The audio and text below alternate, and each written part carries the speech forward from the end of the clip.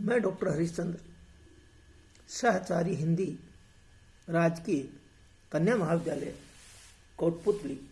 प्रिय छात्राएं, आपको पूर्व में स्वतंत्रता के बाद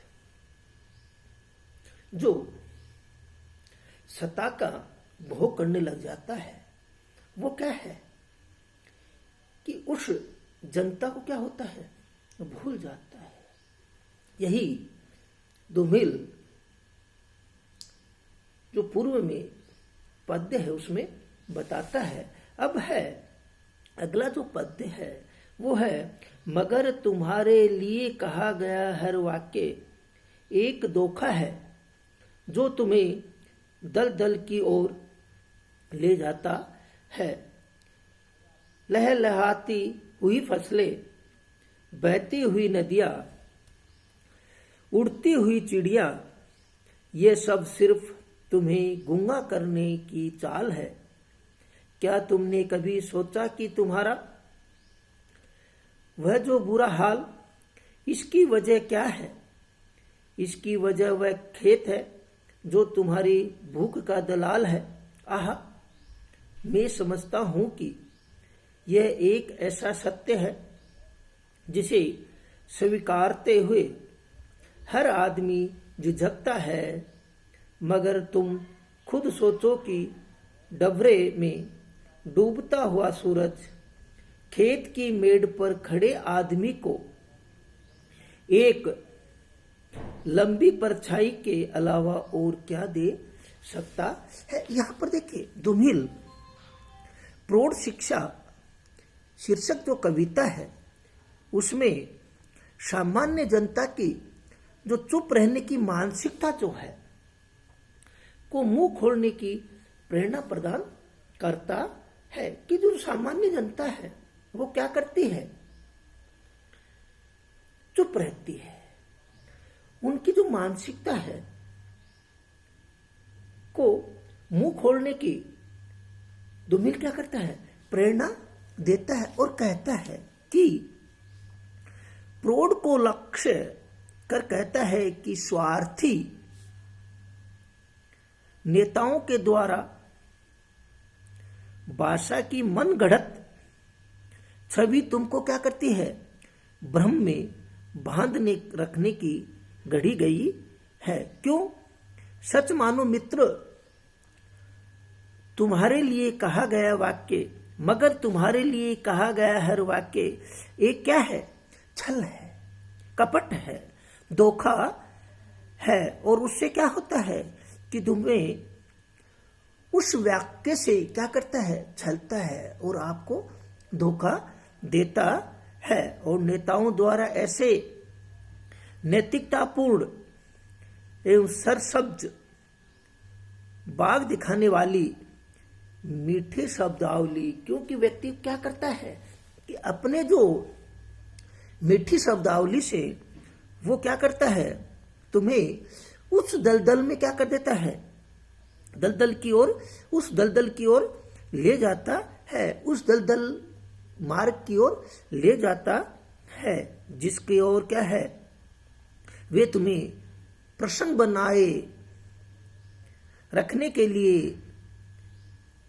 तुम्हारी हरी भरी जो फसल है, जो क्या होती है, लहराती है, हरी भरी फसल तुम्हारा जो जीवन है वो जो क्या करता है, उस फसल की तरह लहराती है, दिखाई देती है। तो तुम्हें क्या करता है, उसके कारण प्रसन्न करते हैं, तुम्हारे गांव की धरती को प्यार करते हैं, प्यार करते हुए दिखाई देते हैं। बहती हुई जो नदियां हैं, तुम्हारी बहती हुई जो नदियां हैं उसको उड़ती हुई चिड़िया तुम्हारे जीवन का अभिन्न अंग बनती है।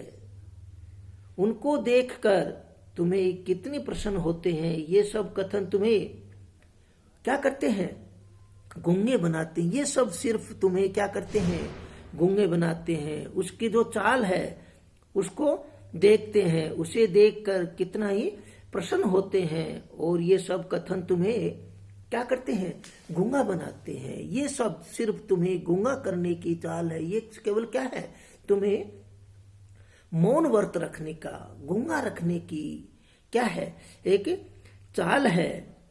लेकिन तुम कितने ही असह्य हो, विपन्नता है कि जीवन जी रहे हो, उसके बाद भी आप क्या है, जीवन को क्या कर रहे हैं, जी रहे हैं। जीवन को क्या कर रहे हैं, चला रहे हैं। तुम्हें ये सोच के कि तुम्हारा अभावग्रस्त जीवन वास्तविक कारण क्या है। क्या तुमने कभी सोचा है कि तुम्हारा ये जो बुरा हाल है, और कभी क्या कहता है, कभी दुमिल कहता है कि आपने कभी ये सोचा है कि ये जो बुरे जो हाल है वो किसके कारण है। और तुम्हें क्या है, अक्षर ज्ञान नहीं होने के कारण, अनपढ़ होने के कारण, बल्कि तुम्हारी विपन्नता का तुम्हें कारण बताएं। तुम्हें क्या है, प्रबुद्ध भी करना चाहता हूं। तुम्हारी ऐसी दयनीयता हालत का मूल कारण खेत है, जिस पर तुम बहुत अधिक क्या होते हैं, आश्रित है। क्योंकि जब तक व्यक्ति क्या है कि एक ही कार्य करता रहेगा, तो व्यक्ति क्या है, किसी पर क्या रहेगा, आश्रित रहेगा। कवि कहता है, व्यंग्य करता है कि खेती के कारण आप क्या है, केवल खेती पर ही आश्रित है, मौन है, एकाग्र है। परंतु क्या है, तुम्हारी भूख व्यवस्था को देखकर ये खेत ही तुम्हारे लिए क्या है, दलाली करते हैं। क्यों कि संपूर्ण चीज तो क्या होती है, उस खेत में क्या हो जाती है, लग जाती है, जिसे पर तुम बहुत अधिक है आश्रित है। अर्थात इसको छोड़कर तुम कहीं भी नहीं जा सकते। इससे क्या रहते हैं, बचने में तुम्हारी वंश परंपरा क्या होती है, टूटती है। एक से दूसरा, दूसरे से तीसरी पीढ़ी, तीसरे से चौथी पीढ़ी क्या होती है, वही कार्य करती रहती है। उसी के कारण क्या है, और ये तुम्हें इतना दे नहीं पाता है कि तुम खुशहाल हो सके। फलते तुम्हें इसे खेत जीवन की कटु सत्य है। इस सत्य को स्वीकार करते हुए आम आदमी झिझक का अनुभव करता है। और भाई क्या, खेत की मेड़ पर डूबता हुआ सूरज के जीवन का समूचा सत्य है। ये डूबता सूरज तुमको जीवन में दे ही क्या सकता है।